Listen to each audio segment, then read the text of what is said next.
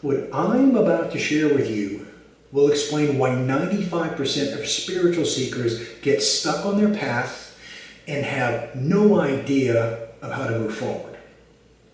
If you've been doing the work, the spiritual work that is, but you still feel like you're hitting the same brick wall over and over again, this video is going to open up your eyes. I'm going to reveal the 3 signs that you're actually integrating your shadow or merging your shadow.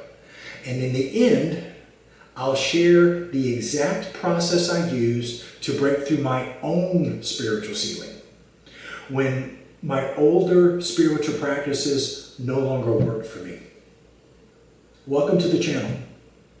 If you're new here, if it's your first time here, welcome. My name is Sean, and I've been on a spiritual journey for over 30 years.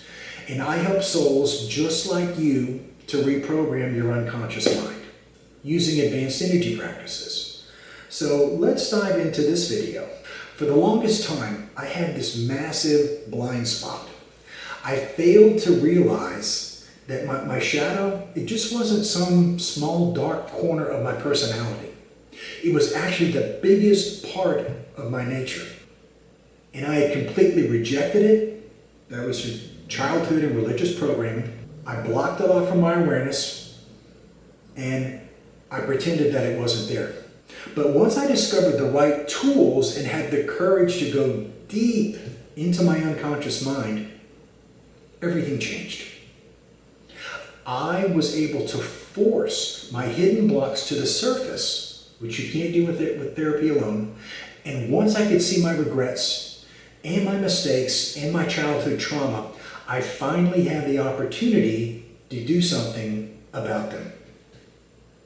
But before we get into the 3 signs, I wanted to let you know that I'm offering my advanced energy practice course. It's called the Igniter.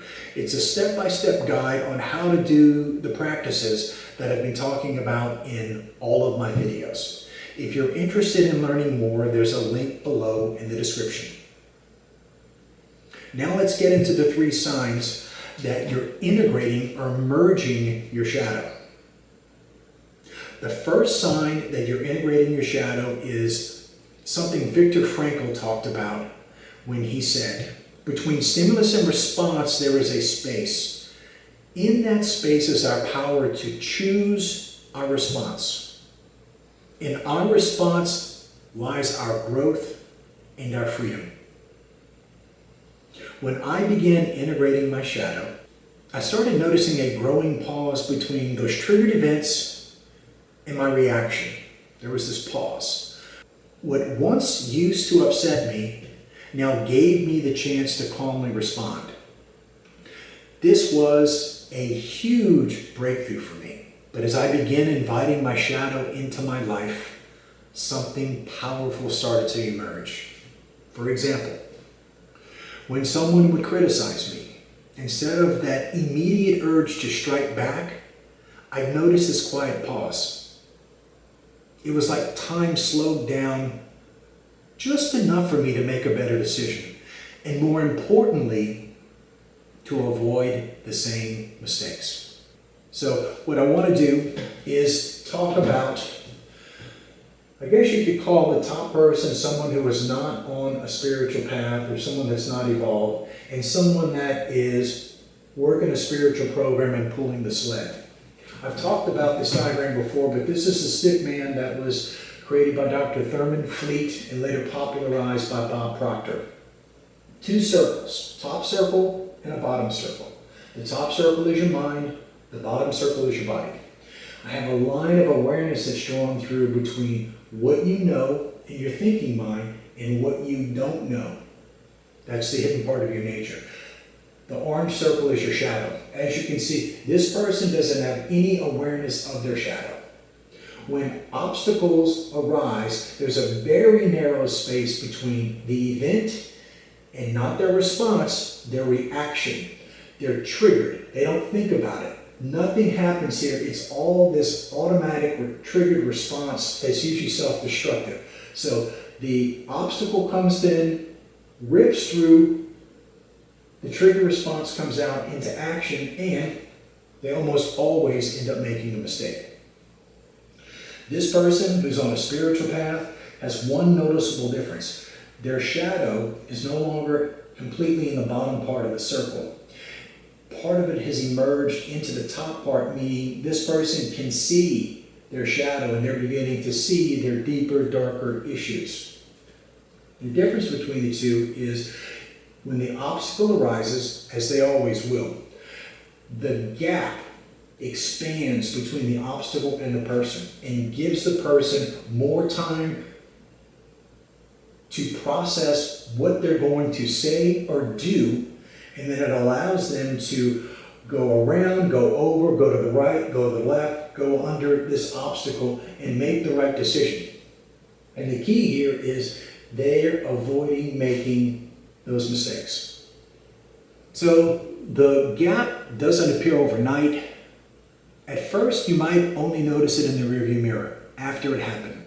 You might think, oh, I reacted badly in that situation, or I should have said this, or I should have said that. But then you start catching yourself in the middle of reactions. And eventually you develop this powerful ability to pause before you respond at all. When you're in this space, you're no longer a victim of your unconscious programming. That's real power. You're not being yanked around by every emotional trigger anymore. You become the observer of your own inner landscape. And that's when real transformation begins. So let's get into the second sign. The second sign that you're integrating your shadow is when you start your sabotaging patterns in real time, in the moment. You start to point them out in the moment, not after they're happening. Not after they happen. This was a huge milestone in my development. Now, let's talk about these two people. Again, we have the unevolved person who has a completely hidden shadow. They are not consciously aware of it, they don't think about it, and they don't know about it. This is time, going from left to right. An obstacle occurs. This person makes an impulsive mistake. They say or do something they shouldn't have done, which causes harm to them or causes harm to others. But they don't see the mistake until after it's taken place, where it's too late. So they go through the event and then they are thinking about what they should have done or what they didn't do here in the mistake, but it's too late. Too late. This person who was on a path, who has evolved and has done work to have a relationship with their shadow, has this more expansive space between them and the obstacle. And what they're doing in real time here is they are processing everything. They are processing, say for example, you have an important business meeting or a job interview, and you need to travel to somebody's office, and there is a wreck or there is a traffic delay, and normally you start to get stressed or irritated about the situation. The old you would possibly speed through traffic and possibly get pulled over and get a ticket or cause an accident in rare cases. But the evolved person will see everything that is causing the delay on the way to the meeting and go through all their different options and come up with, why don't I pull over and call these people and let them know that there's been an accident and I'm going to be 15 minutes late. And again, then what you have is someone that is consciously aware of the obstacle, but making decisions that allow them to move through the problem and not sabotage themselves and get blocked and get wrecked at this point. So this guy, it's too late. They're looking back in the rearview mirror. This person who's evolved has the control. And that's what will happen when you begin to integrate your shadow. Now this is huge because most people only recognize their mistakes after the damage is done. They'll replay the conversations in their head later and think, Why did I overreact, or why did I get angry, or why did I let those people walk all over me? The beautiful thing about real-time recognition is that it gives you the power to course correct in the moment. This happens because shadow integration, it brings your hidden patterns into the light where you can see them. The parts of you that have been operating automatically in the background, they suddenly become visible. You start to see those hidden forces that have been controlling your behavior. And you see, this person can't see that. All in the shadow and the unconscious are here, but they are dictating behavior. This person can begin to see. And all of that buried shadow aspect of them that was hidden has begun to emerge and come across their line of awareness where they can see and do something about them. For example, your people-pleasing, your need to control, your tendency to withdraw when things get difficult, all of these patterns become crystal clear as they're happening in the moment. And once you can see your flaws, you can begin to correct them. It's that simple. Now let's talk about the third sign that you've integrated your shadow. The third sign that you've integrated your shadow is that you're not triggered and you don't fly off the handle anymore. You've created that extra mental space that makes it much harder for that triggered behavior to spill out everywhere and wreck things. You see, our triggers point directly to our shadow. Every person who annoys you, every situation that makes you feel powerless, and every circumstance that sends you into a tailspin is showing you exactly what you need to heal within you. I used to have this business associate who could set me off just by walking in the room. Everything about him irritated me. The way he spoke, his arrogance, his need to be the center of attention. I would leave the meeting with him completely drained and many times irritated and angry. But as I began to work with my shadow, I started to realize that my intense reaction to him wasn't really about him at all. He was triggering my own disowned arrogance, my own need for attention that I had pushed away because I thought it wasn't spiritual or appropriate. But at a deep level, I just wanted to be loved and accepted, just like he did. So when we look at this particular drawing, this can be me. I've been working a plan and I'm integrating my shadow. This was the business associate where he was unevolved.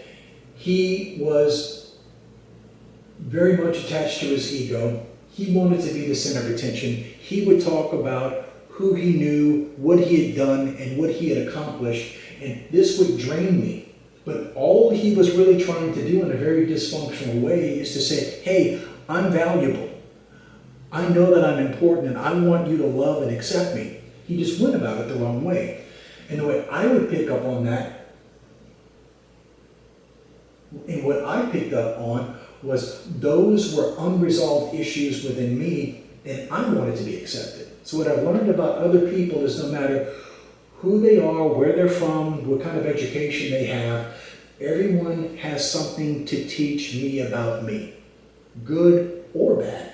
But in this case, both people, their goal is to be accepted. We all want to be loved and accepted.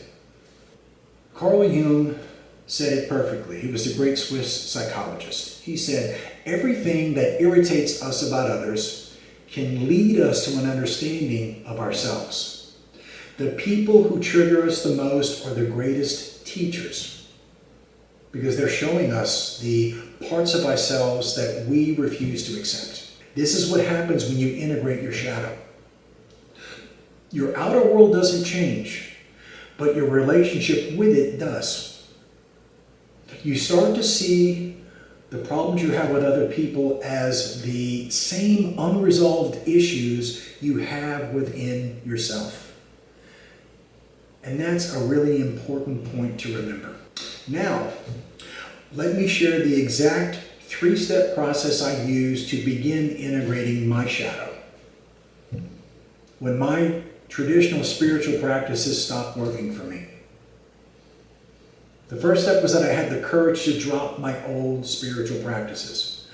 This was difficult for me because prayer, meditation, and therapy had been my identity for so long. But I realized that they had helped me to advance to a certain point, but they simply couldn't take me any further. This one decision affected the relationships that I had with my wife, with my kids, and with my close friends. But for me, it had to be done. The second step took place in 2019 when I discovered that better mousetrap. It was an ancient energy practice that helped me to become aware of my shadow self and to begin interacting with it directly. This wasn't about confronting or pushing away my darkness. It was about inviting it into my life and accepting that part of me. Right here. In the third step, I used the power of journaling to capture the different aspects of my shadow. My writing drew them out of the darkness to a place where I could actually see them for the first time.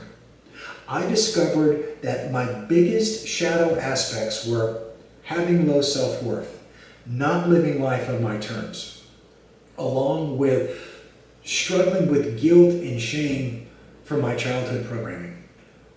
The key was not trying to fix or eliminate these aspects, but to understand them, to invite them in, and to eventually merge with them, to make my darkness part of my light. And that's where you really build your divine power.